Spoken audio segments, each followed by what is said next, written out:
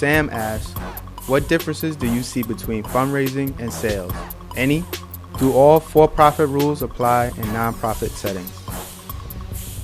Sam, I love this question because the ironic thing is I think the answer is they do map. I do think that if I ever get into, I sit on some NGO boards, but if I ever get into a chapter of my life where that becomes the driving force, I promise you my execution in that world will look exactly the same as everything I'm doing here. And so I do think the rules apply. I actually think there's a nuance that I want to address, which is that the rules do apply, which means an absolute respect to the customer.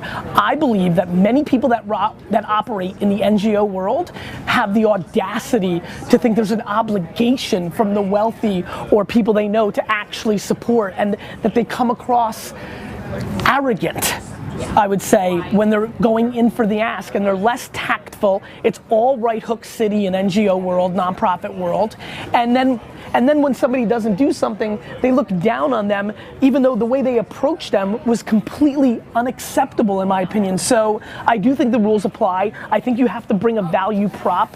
I think way too many NGOs, nonprofits mail it in. They're not thinking about that other person's life, that person that's donating his life as a whole. They're just looking for their tax return and trying to extract dollars. And life is about value exchange, even when you're doing good things. And that is a huge miss for so many in this space.